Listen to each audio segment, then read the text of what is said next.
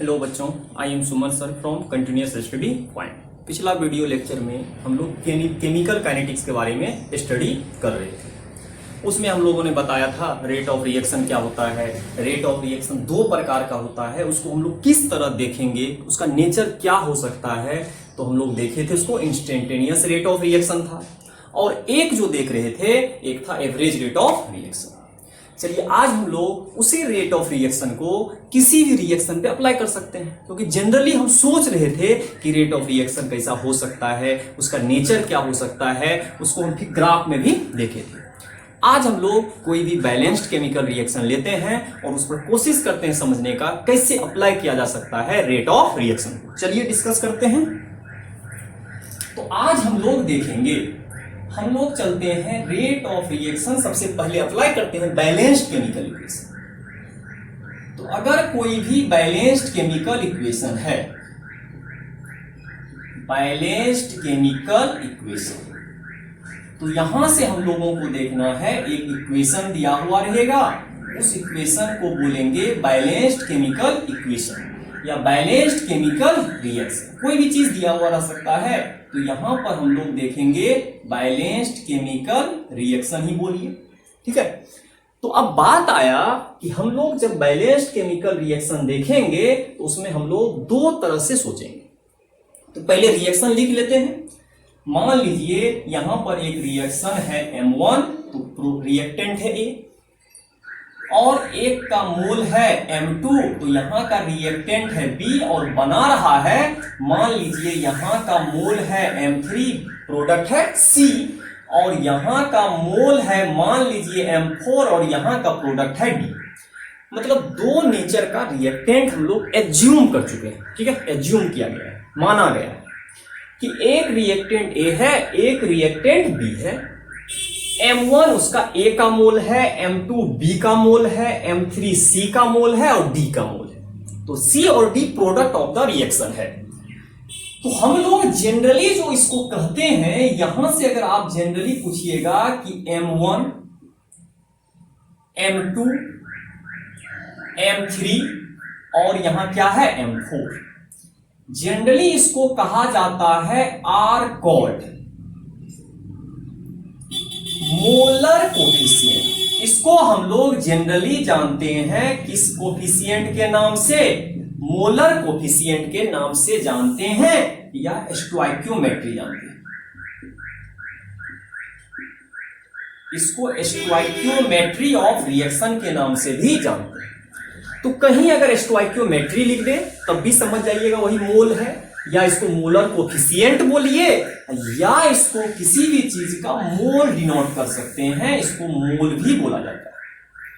तो कोफिशिएंट क्यों लगाया जाता है? क्योंकि कांस्टेंट होता है, क्योंकि इसको तब लिखते हैं जब रिएक्शन बैलेंस्ड कंडीशन में हो जाता है, तभी आप M1 M2 इसलिए लिखा जाता है कि किसी भी रिएक्शन को यदि बैलेंस करना हो उस समय हम लोग यूज करते हैं M1 M2 M3 M4, जो भी वहां 1 2 3 4 भी लिख सकते हैं, और वेरिएबल नहीं होता है, हमेशा उस वैल्यू को हम लोग कांस्टेंट मान के चलते हैं। किसी भी रिएक्शन के लिए इस वैल्यू को कांस्टेंट होना पड़ता है, इसीलिए हम इसको बोलते हैं मोलर कोफिशिएंट बोलिए, या इसको आप स्टोइकियोमेट्री बोलिए, या इसको आप मोल बोल सकते हैं, ठीक है। इसको डिफरेंट आप नाम से जानते हैं।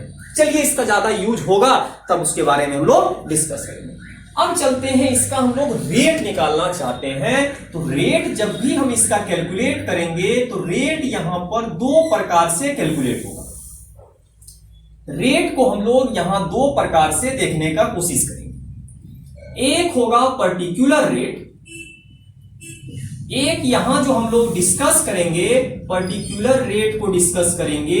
पर्टिकुलर मतलब ए के बारे में भी सोच सकते हैं, बी के बारे में भी सोच सकते हैं, सी और डी, अपना अपना उसका नेचर होगा, उसका पर्टिकुलर रेट चाहिए। एक जो रेट पढ़िएगा ओवरऑल रेट पढ़ेंगे। एक रेट को हम लोग बोलेंगे ओवरऑल रेट और एक को बोलेंगे पर्टिकुलर रेट। तो जब आप पर्टिकुलर रेट लिखने जाइएगा तो मोलर कोफिशिएंट से लेना देना नहीं है, तो particular rate do not depend on, ये कभी भी डिपेंड नहीं करेगा, do not depend on molar coefficient. तो यहां वाला पार्ट डिपेंड नहीं करता है, किस पर डिपेंड नहीं करता है, मोलर कोफिशिएंट पर डिपेंड नहीं करता है, पहला काम। फिर नेक्स्ट चलते हैं, रेट जब देखेंगे ओवरऑल के बारे में तो हमेशा ही डिपेंड करेगा, डिपेंड ऑन मोलर कोफिशिएंट, हमेशा डिपेंड करेगा, मोलर कोफिशिएंट पर डिपेंड करता है।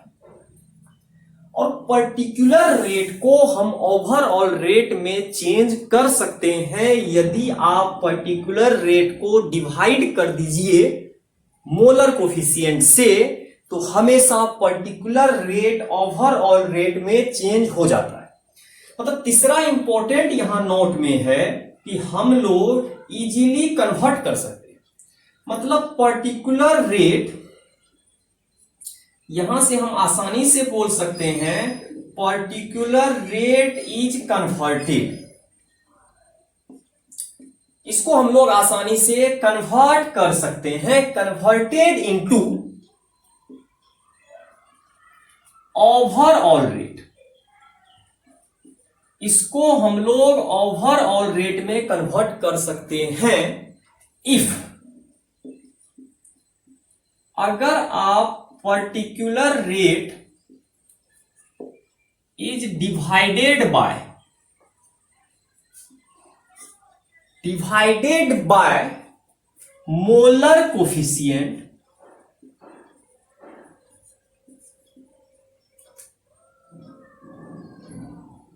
Molar coefficient of particular reactant या प्रोडक्ट। अब बात आया, सबको सब में डिवाइड नहीं करिएगा, क्योंकि मोलर कोफिशिएंट अगर आप जनरली सोच रहे हैं तो मोलर कोफिशिएंट यहां M1 भी है, यहां M2 भी है, सबका अपना मोलर कोफिशिएंट है। तो आप ए का जब पर्टिकुलर रेट लिखिएगा तो हमेशा ए में M1 से डिवाइड करना, अगर बी का लिखिएगा तो बी में M2 से डिवाइड करना है, सी का लिखना है तो सी में M3 से डिवाइड करना है। मतलब पर्टिकुलर का पर्टिकुलर से डिवाइड करिएगा, तब आपका पर्टिकुलर रेट चेंज हो जाएगा किसमें, ओवरऑल रेट में। तो यहां पर हम लोग पर्टिकुलर रेट जैसे ही आप देखेंगे तो पर्टिकुलर रेट हमेशा किसमें चेंज हो जाएगा, तो चेंज कर सकते हैं इसको ओवरऑल रेट में। तो ओवरऑल रेट में तभी चेंज होगा जब आप इसमें क्या कर दीजिएगा, डिवाइड करिएगा, किससे, मोलर कोफिशिएंट से डिवाइड करिएगा। तो चलिए एक एक करके देखते हैं। सबसे पहले हम पर्टिकुलर देखते हैं क्या हो सकता है। तो याद क्या रखना है, जब हम लोग यहां से पर्टिकुलर रेट लिखेंगे, जब यहां से हम लोग कोशिश करेंगे कौन सा रेट लिखने का, पर्टिकुलर रेट किसी भी रिएक्टेंट या प्रोडक्ट का, तो सबसे इंपॉर्टेंट है इसमें यूज होता है रेट ऑफ फॉर्मेशन या रेट ऑफ डिकम्पोजिशन। फॉर्मेशन का मतलब हो गया बनना, तो प्रोडक्ट हमेशा बनते रहता है तो उसमें फॉर्मेशन यूज करेंगे, और एक में डिकम्पोजिशन मतलब घटना, तो हमेशा जो भी चीज घटेगा, रिएक्टेंट हमेशा टाइम के साथ घटता है, उसके लिए हम लोग डिकम्पोजिशन यूज करेंगे। मतलब पर्टिकुलर रेट में आप जब भी सोचिएगा तो केवल और केवल किस पे सोचेंगे, रिएक्टेंट के बारे में पर्टिकुलर सोचना होगा। तो एक रिएक्टेंट होगा और एक आपका प्रोडक्ट होगा। तो यहां से हम लोग दो चीज के बारे में सोचेंगे, एक रिएक्टेंट के बारे में सोचेंगे और एक प्रोडक्ट के बारे में सोचेंगे जब आप पर्टिकुलर के बारे में सोचेंगे। और do not depend on molar coefficient, तो मोलर कोफिशिएंट के बारे में हमको कुछ सोचना ही नहीं है। अब चलते हैं, रिएक्टेंट यदि है तो इसके लिए जब भी टर्म यूज होगा rate of formation, rate of formation तो नहीं हो सकता, घटेगा, तो यहां पर रेट ऑफ डीकंपोजिशन, डीकंपोजिशन का मतलब कोई चीज घट रहा है, तो रेट ऑफ डीकंपोजिशन अगर कहीं लिखा मिल जाए समझ जाइएगा पर्टिकुलर रेट है और रिएक्टेंट के बारे में सोचा जा रहा है। और रेट ऑफ डीकंपोजिशन में हमेशा नेगेटिव साइन यूज करना है, जानते हैं घटता है और घटेगा कोई चीज तो नेगेटिव साइन यूज होगा। और इसके लिए यूज होगा रेट ऑफ फॉर्मेशन, तो यहां यूज होगा रेट ऑफ फॉर्मेशन। और रेट ऑफ फॉर्मेशन में हमेशा पॉजिटिव साइन यूज करेंगे। तो दो तरह से हम सोच सकते हैं, अगर पर्टिकुलर रेट लिख रहे हैं तो हमेशा दो चीज यूज करना होगा, या तो रेट ऑफ फॉर्मेशन मिल जाए या तो रेट ऑफ डिकम्पोजिशन मिल जाए। तो डिकम्पोजिशन में हम लोगों को हमेशा यूज करना होगा नेगेटिव साइन, और नेक्स्ट वाला में यूज करना होगा पॉजिटिव साइन। तो यहां तक किसी को कोई दिक्कत नहीं होना चाहिए। अब लिखने का कोशिश करते हैं, इसको किस तरह हम लोग लिख सकते हैं, इसी रिएक्शन पे अप्लाई करके देखते हैं। तो रिएक्शन हम नहीं मिटा रहे हैं, रिएक्शन को हम साफ नहीं करेंगे, रिएक्शन रहने दीजिए, और उसी से हम लोग कोशिश करते हैं कि यहां से हम लोग लिखने का कोशिश करेंगे और देखने का कोशिश करेंगे कि इसको हम किस तरह देख सकते हैं। तो हम लोग आज सीखे कि रेट को किसी भी बैलेंस्ड केमिकल रिएक्शन में दो प्रकार से सोचा जा सकता है, ठीक है। एक हो गया पर्टिकुलर रेट, एक हो गया ओवरऑल रेट। पर्टिकुलर रेट कभी मोलर कोफिशिएंट पे डिपेंड नहीं करेगा और ओवरऑल रेट डिपेंड करेगा। पर्टिकुलर रेट को आप कन्वर्ट कर सकते हैं यदि मोलर कोफिशिएंट से डिवाइड कर दीजिएगा। तो सबसे पहले हम पर्टिकुलर रेट लिखना सीख जाएंगे, तभी आप ओवरऑल रेट लिख पाइएगा। तो सबसे पहले हम डिस्कस करते हैं ओवरऑल रेट, नहीं पर्टिकुलर रेट। और पर्टिकुलर रेट में दो टर्म यूज होगा, रेट ऑफ डिकम्पोजिशन और रेट ऑफ फॉर्मेशन। तो चलिए कोशिश करते हैं इसमें लिखने का। तो रिएक्टेंट में हमेशा क्या लगाना है, डिकम्पोजिशन। तो यहां पर हो जाएगा रेट ऑफ डिकम्पोजिशन। यहां पर हम लोग लिख सकते हैं रेट ऑफ डिकम्पोजिशन ऑफ ए। तो इसको आप लिखिएगा, माइनस के साथ लिखना है, और यहां पर डेल्टा भी लगा सकते हैं, ब्रैकेट लगाना है, delta E bye delta T, इस तरह करके। बोले थे कंसंट्रेशन को हमेशा ब्रैकेट के अंदर लिखिए, और जिसको लिखिएगा उसको यहां डिनोट कर दीजिए, ए का कंसंट्रेशन है या बी का कंसंट्रेशन है या सी का कंसंट्रेशन है। इस तरह शुरुआती दौर में हम बताए थे पहला वीडियो लेक्चर में। या आप अगर इंस्टेंटेनियस लिख रहे हैं तब भी आप इसको लिख सकते हैं D A by divided by D T, क्योंकि एवरेज रेट और इंस्टेंटेनियस दो प्रकार का नेचर हो सकता है। नेक्स्ट हम लोग देखेंगे रेट ऑफ डिकम्पोजिशन। तो यहां पर हम लोग देखेंगे रेट ऑफ डिकम्पोजिशन ऑफ किसका, बी का। तो जब बी का देखिएगा तो यहां आ जाएगा माइनस, डेल्टा लगाना है, और यहां बी पूछा है तो बी देंगे और नीचे दे देंगे डेल्टा टी। यदि इंस्टेंटेनियस हो यहां माइनस, यहां पर आ जाएगा आपका डी बी और यहां आ जाएगा डी टी। तो ये दोनों आपका रिएक्टेंट पार्ट था, इसीलिए डिकम्पोजिशन लगाए। और यदि डिकम्पोजिशन है तो उसमें नेगेटिव साइन यूज करना है, नेगेटिव इंडिकेट करेगा डिक्रीज हो रहा है समय के साथ, ठीक है। नेक्स्ट चलते हैं रेट ऑफ फॉर्मेशन। तो रेट ऑफ फॉर्मेशन किसके लिए लगाएंगे, प्रोडक्ट के लिए। फॉर्मेशन किसका होगा, सी का होगा, और फॉर्मेशन में हमेशा पॉजिटिव साइन यूज करना है। यहां लगा सकते हैं डेल्टा, यहां C divided by delta T, या यदि इंस्टेंटेनियस हो जाए तो यहां पर लगाइएगा प्लस, यहां पर लगाइएगा डी सी डिवाइडेड बाय क्या लगा देंगे, डी टी लगा देंगे। और नेक्स्ट चलते हैं, अगर आप नेक्स्ट क्वेश्चन पे सोचिएगा रेट ऑफ फॉर्मेशन किसका आएगा अगला पार्ट। तो रेट ऑफ फॉर्मेशन अगर लिखिएगा तो rate of formation of D. तो rate of formation of D भी लिख सकते हैं। तो डी के लिए फिर से पॉजिटिव लगाना होगा, यहां डी लेना होगा, D divided by D T, या इसको लिख सकते हैं प्लस इंस्टेंटेनियस के लिए डिवाइडेड बाय डी टी। सभी एक दूसरे के बराबर नहीं हो सकता है, कभी हम इसको इसके बराबर नहीं लिख सकते हैं, हम इसको इसके बराबर नहीं लिख सकते, क्योंकि पर्टिकुलर रेट है, ए का अपना रेट है, बी का अपना रेट है, सी का अपना रेट है। तो पर्टिकुलर रेट कभी एक दूसरे के बराबर नहीं हो सकता है, लेकिन जब इसको आप ओवरऑल रेट में चेंज कर दीजिएगा तो सब एक दूसरे के बराबर हो सकता है। तो देखते हैं करके, इससे फायदा होगा न्यूमेरिकल बनाने में। तो अभी हम लोग इसको कौन सा रेट बोल सकते हैं, पर्टिकुलर रेट। ए का डिकम्पोजिशन, बी का डिकम्पोजिशन, सी का फॉर्मेशन और डी का भी फॉर्मेशन। तो फॉर्मेशन कब लगाते हैं, जब हम लोग हमेशा प्रोडक्ट का चर्चा करते हैं, और डिकम्पोजिशन कब लगाते हैं, जब हम लोग रिएक्टेंट का चर्चा करते हैं, ठीक है।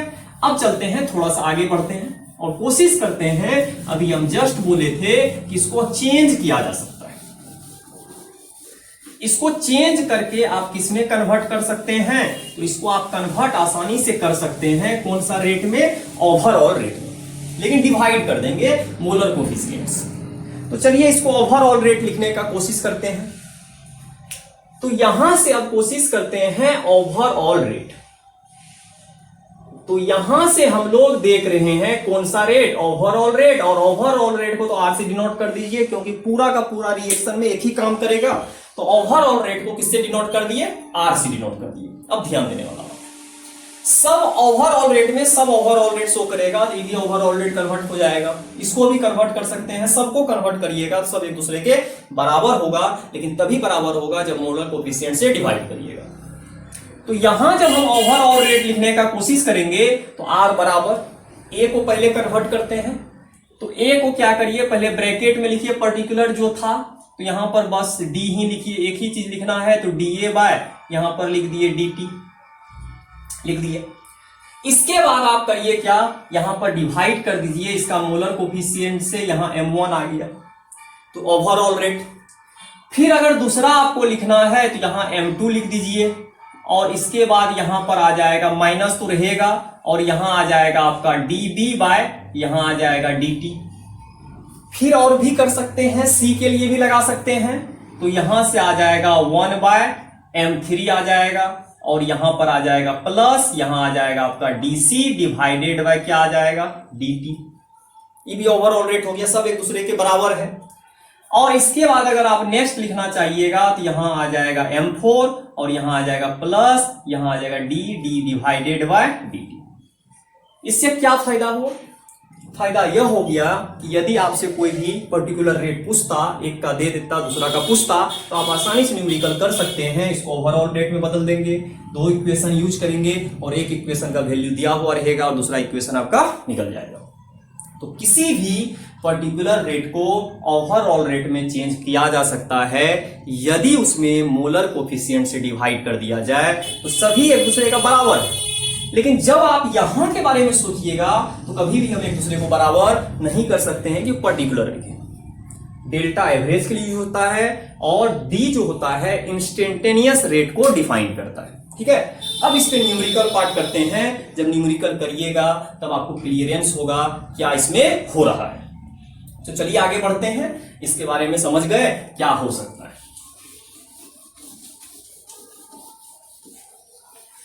अब हम लोग डिस्कस करते हैं, कुछ क्वेश्चन बनाने का कोशिश करते हैं कि क्वेश्चन पे इसको अप्लाई करना, किस तरह का क्वेश्चन आपको दे सकता है। तो क्वेश्चन जब बना लीजिएगा तो ज्यादा क्लियर हो जाता है। किसी भी कंसेप्ट को क्लियर करने के लिए न्यूमेरिकल का होना जरूरी है। तो जैसे ही आप न्यूमेरिकल करिएगा तो आप इसका यूज कर पाइएगा, और जैसे ही यूज हो पाएगा आप इजीली बता पाइएगा क्या घटना हो सकता है। तो चलिए हम एक न्यूमेरिकल करते हैं, उसको समझने का कोशिश करते हैं कि क्या घटना हो सकता है। तो चलिए देखते हैं। मान लीजिए आपको कोई रिएक्शन दे देगा, मान लीजिए यहां पर रिएक्शन आपको दे दिया है, और रिएक्शन तो जानते हैं हमेशा बैलेंस्ड कंडीशन में होगा। तो मान लीजिए यहां N2 दिया है, गैस है, यहां पर आपको H2 दिया है, ये भी मान लीजिए गैस है, और यहां NH3 दिया है, और ये भी आपका कितना है, गैस है। बैलेंस कर दीजिए, 2 है, और यहां पर 3 लगा दीजिए, बैलेंस कंडीशन में हो गया। यदि इस रिएक्शन में पूछेंगे मोलर कोफिशिएंट क्या क्या होगा, तो N2 का 1 है, हाइड्रोजन का 3 है, और अमोनिया का आपका 2 मोलर कोफिशिएंट है, जिसको स्टोइकियोमेट्री भी बोलते हैं, मोल भी बोल सकते हैं, कांस्टेंट वैल्यू है। अगर मान लीजिए यहां दे दिया है इफ रेट ऑफ, कुछ भी दे सकता है, रेट ऑफ डीकंपोजिशन, मान लीजिए क्वेश्चन में दे दिया है rate of decomposition of N2 is, मान लीजिए दे दिया है 2 इंटू 10⁻³ मोल पर लीटर पर सेकेंड। यूनिट होता है मोल पर लीटर पर सेकेंड, शुरुआती दौर में बता दिए थे। तो ये वैल्यू आपको एक दे चुका है, रेट ऑफ डीकंपोजिशन आपको दे दिया है। आपसे कैलकुलेट करने कुछ ना कुछ बोलेगा, तो यहां से क्वेश्चन बोल रहा है कैलकुलेट, पहला बोला है रेट ऑफ डीकंपोजिशन, यहां से क्वेश्चन आपको बोल दिया है रेट ऑफ डीकंपोजिशन ऑफ किसका बोला है? H2 का बोला है। ठीक है, N2 का दे दिया है। क्वेश्चन में आपसे पूछ रहा है H2 का क्या हो सकता है, उसी के बारे में देखते हैं। फिर दूसरा क्वेश्चन आपको दे सकता है एक ही साथ, रेट ऑफ फॉर्मेशन। दूसरा क्वेश्चन दिया है यहां से, rate of formation of NH3। दो क्वेश्चन दे दिया, एक गिवन है, दो आपसे पूछा है। तो चलिए क्वेश्चन करने का कोशिश करते हैं, उसको समझने का कोशिश करते हैं कि इसमें क्या हो सकता है। तो दिया क्या गया उसको लिख लेते हैं। गिवन है आपको क्वेश्चन में, क्या गिवन है? रेट ऑफ डीकंपोजिशन आपको गिवन है। रेट ऑफ डीकंपोजिशन ऑफ किसका गिवन है? N2 का गिवन है, और इसको जनरली हम लिख सकते हैं माइनस डी, माइनस लगाना डीकंपोजिशन है, और यहां N2 बोला है तो dN2/dt लिख सकते हैं इसका मीनिंग, या ये लिखिए या तो इसको लिखिए। और इसी का वैल्यू आपको दे दिया है, कितना दिया है? 2 × 10⁻³ यहां दे दिया है मोल पर लीटर और पर सेकेंड दे दिया। और आपसे क्वेश्चन पूछ रहा है रेट ऑफ डीकंपोजिशन क्या होगा। तो पहला क्वेश्चन पे चलते हैं। पूछा है rate of decomposition. Rate of decomposition किसका डीकंपोजिशन दिया है? ऑफ H2 का पूछा है, और इसका वैल्यू जानते हैं। लिखने का अगर तरीका है तो माइनस लिख सकते हैं d, यहां H2, और डिवाइडेड बाय नीचे क्या दे सकते हैं? dt। इसका वैल्यू चाहिए, इसका दिया गया है, दोनों में रिलेशन लिख लेते हैं। तो हम जानते हैं रिलेशन दोनों में लगा सकते हैं, दोनों को हम लोग बराबर कर सकते हैं। अगर मोलर कोफिशिएंट से क्या कर दिया जाए? डिवाइड कर दिया। तो जिसका वैल्यू निकालिएगा उसको पहले ही लिख लीजिए। तो मान लीजिए इसका वैल्यू हमको चाहिए -dH2 डिवाइडेड बाय dt चाहिए, ये वैल्यू चाहिए आपको। दूसरा जो गिवन है उसको भी लिखिए। तो गिवन क्या दिया गया है? -d, और यहां पर दे दिया है N2 डिवाइडेड बाय dt, यहां दे दिया है। अभी बराबर नहीं है, जब तक आप मोलर कोफिशिएंट से डिवाइड नहीं कीजिएगा। तो N2 का मोलर कोफिशिएंट कितना है? 1 है, तो इसमें कोई दिक्कत नहीं। H2 का मोलर कोफिशिएंट कितना है? 3 है। तो यहां पर भागा कर दीजिए 1/3 से, अब बराबर हो गया। इसका वैल्यू दे दिया है और इसका वैल्यू पूछा है, तो 3 नहीं चाहिए, 3 को तब उधर भेजना होगा। तो अब हमको वैल्यू चाहिए -d H2 divided by dt बराबर, यहां 3 इधर आ जाएगा गुना में, और इसका वैल्यू आपको दे दिया है कितना? 2 × 10⁻³ तो यहां लिख दीजिए 2 × 10⁻³ तो आ जाएगा 6 × 10⁻³ इसका यूनिट आ जाएगा मोल पर लीटर और पर सेकेंड। इस तरह करके आसानी से आप दिखा सकते हैं। तो आपका एक वैल्यू आ चुका है रेट ऑफ डीकंपोजिशन। ठीक है, अब नेक्स्ट क्वेश्चन देखिए आपसे क्या पूछा है? Rate of formation. फिर कुछ टेंशन नहीं है, जो दिया गया है उसके अकॉर्डिंग काम करते हैं। नेक्स्ट क्वेश्चन आपसे पूछा है रेट ऑफ फॉर्मेशन।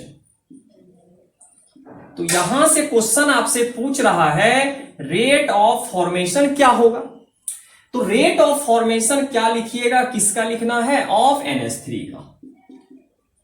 फॉर्मेशन में हमेशा प्लस यूज करना है, और यहां दे देना है d, और यहां पर लिखिएगा NH3 डिवाइडेड बाय dt, इसी का वैल्यू चाहिए। फिर चलते हैं रिलेशन पे चलना होगा। जिसका निकालना उसको पहले लिखना है, जिसका दिया गया उसको बाद में लिखिए, दोनों को इक्वेट करिए। तो यहां से हम लोग चलते हैं रिलेशन पे। तो जैसे ही रिलेशन पे जाएंगे हमको निकालना है, तो पहले हम इसको लिख लेते हैं। प्लस यहां आ जाएगा d, यहां आ जाएगा NH3 डिवाइडेड बाय आ जाएगा dt बराबर। फिर चलिए जिसका दिया गया उसको लिखिए। तो यहां पर हम लोग कर लेंगे -d, और यहां N2 का दिया था और डिवाइडेड बाय dt। तो यहां तक कोई दिक्कत नहीं, उसका वैल्यू दिया गया है। मोलर कोफिशिएंट इसका कितना है? 3 है, 3 दे दीजिए, सॉरी 2 है, तो यहां पर 2 दीजिए तो 2 वैल्यू दे दिए, 2 को उधर लेके चलते हैं, वैल्यू निकल जाएगा। तो इसी का वैल्यू हमको चाहिए, प्लस डी यहां पर आ जाएगा NH3 डिवाइडेड बाय dt। यहां पर आ जाएगा 2 इंटू 10 पर पावर -3। तो यहां कितना आ जाएगा 4 इंटू 10 पर पावर -3 मोल पर लीटर, और यहां पर आ जाएगा पर सेकेंड। ठीक है, तो आज का वीडियो लेक्चर में हम क्या सीखे, पर्टिकुलर रेट होता है, एक ओवरऑल रेट होता है। हमको क्वेश्चन में जब पर्टिकुलर रेट पूछे, दो प्रकार से उसको डिफाइन कर सकते हैं, डिकम्पोजिशन या फॉर्मेशन। डिकम्पोजिशन रिएक्टेंट के लिए यूज होगा, उसमें नेगेटिव साइन यूज करेंगे। फॉर्मेशन में प्रोडक्ट यूज होगा, तो प्रोडक्ट में पॉजिटिव साइन यूज करेंगे, एक में नेगेटिव। अगर आपसे पर्टिकुलर पूछ दे तो हमेशा हमको रिलेशन दिखाना होगा ओवरऑल रेट में चेंज करके। ओवरऑल रेट कैसे चेंज करेंगे, मोलर कोफिशिएंट से डिवाइड कर देंगे। ठीक है, तो हम उसको देखें, जाने किसी भी बैलेंस्ड कंडीशन में, किसी भी बैलेंस्ड इक्वेशन में किस तरह हम रेट ऑफ रिएक्शन को अप्लाई कर सकते हैं। ठीक है, आज का वीडियो लेक्चर यहीं तक रहने दीजिए। नेक्स्ट वीडियो लेक्चर में हम लोग मिलेंगे, रेट लॉ क्या होता है। तो रेट ऑफ रिएक्शन को एक नियम से डिफाइन करेंगे, जिसको हम लोग आगे देखेंगे रेट लॉ। ठीक है, थैंक यू।